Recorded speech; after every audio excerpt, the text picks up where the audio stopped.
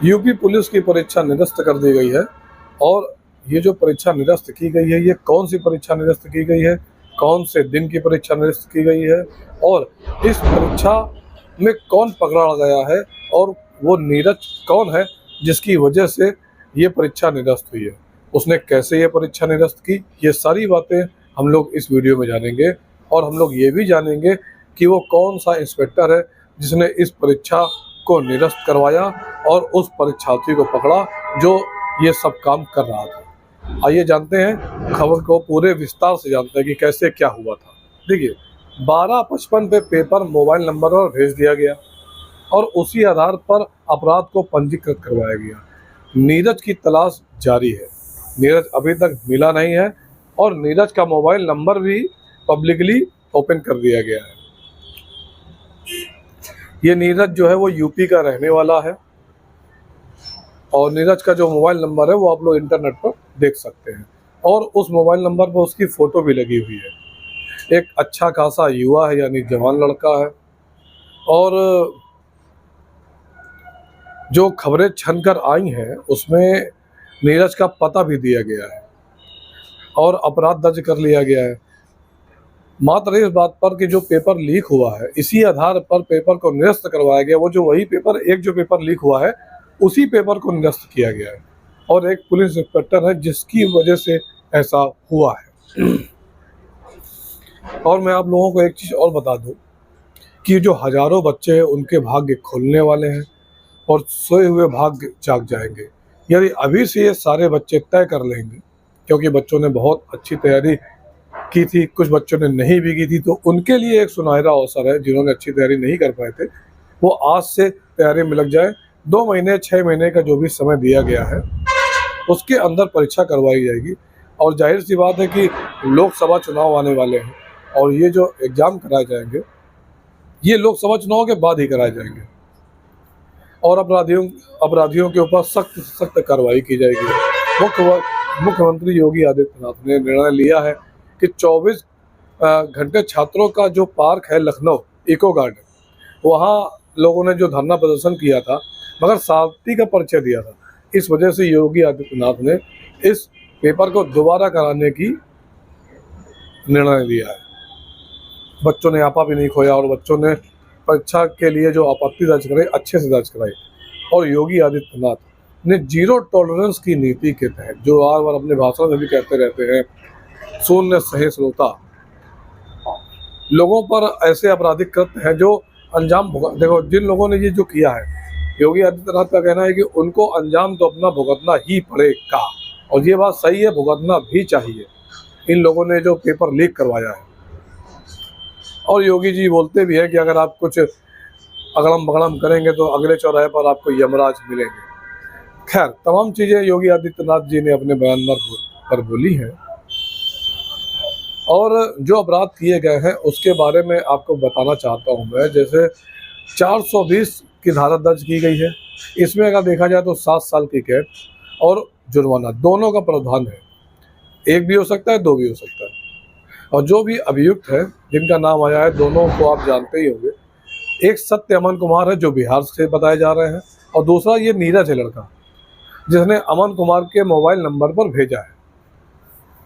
प्रश्न पत्र जो है 150 नंबर का 150 क्वेश्चन थे जिसमें 147 जो क्वेश्चन है वो हूबहू वैसे ही उसके आंसर एक पेपर पर लिख के दे दिए गए थे और फिर जो 3 प्रश्न रह गए थे उसके उत्तर सही नहीं लगा पाया क्योंकि कुछ जल्दी में कुछ मिस्टेक हो गई होगी। और इनके ऊपर जो धारा लगाई गई 1998 की धारा 10 के तहत यह अधिनियम सुचारू रूप से पारदर्शी तरीके से परीक्षा कराएगा, ऐसा नियम होता है। लेकिन इसमें जो धारा लगी है धारा 10 है, इसमें अनुचित साधन का प्रयोग, अनुचित लिप्तता, साजिश, मिलीभगत, इसमें 5 साल की कैद और 10 लाख रुपए तक का जुर्माना है। अभी तक सीआरपीसी की धारा जो पुराना चल रहा है मैं उसके बारे में आपको बता रहा हूँ, लेकिन जो अभी नए नियम जो आए हैं, जो 1 करोड़ का जो जुर्माना और 10 साल की सजा, वो अभी इसमें लागू नहीं है, वो शायद जुलाई के बाद लागू होगा। और इसमें मैं आगे और आपको बताना चाहता हूँ कि जो और भी बहुत सारे इसमें नियम हैं जो इंस्पेक्टर साहब ने इनके ऊपर लगाए हैं, यानी कि जो छपाई का काम हुआ है वहाँ पर भी पैसे देकर साल्वर गैंग ने वहाँ से पेपर आउट करवाया और फिर इसको बेचा है। और एसटीएफ की जो टीम है यूपी पुलिस की, वो कई जगह पर छापेमारी कर रही है। बिहार, दिल्ली के अलावा उत्तराखंड में भी साल्वर गैंग के लोग बताए जा रहे हैं। अभी तक लगभग 350 लोगों के खिलाफ अपराध दर्ज किया जा चुका है। समझिए, 350 लोगों के खिलाफ। और जो अभियुक्त को पकड़ा गया है उनमें से कई लोगों को जेल भेजा जा चुका है और पकड़ने के 24 घंटे के भीतर मजिस्ट्रेट के सामने पेश किया गया, जो कि नियम है कानून का जो करना होता है। अपराध दर्ज करने का जो काम किया है वो बहुत काबिले तारीफ है। इंस्पेक्टर साहब के माध्यम से जो किया गया ये बहुत ही अच्छा काम है और इसके लिए इंस्पेक्टर साहब को जय जयकार। जो मित्र है, जो नीरज कुमार है, जो नीरज है यूपी का लड़का, उसका नंबर आप तो जानते ही हैं, इंटरनेट पर डाल दिया गया है। और उसने बोला बिहार के उस लड़के से कि मैं तुम्हारी नौकरी लगवा दूंगा, तुम्हें जो प्रश्न पत्र है वो पहले तुमको मिल जाएगा, जब तुम्हारी नौकरी लग जाए तो तुम मुझे पैसे दे देना। और जो प्रश्न पत्र था वैसा ही ठीक उसी क्रम में लिखा हुआ आंसर शीट भी उसने हाथ से बनाकर उस लड़के को भेज दी।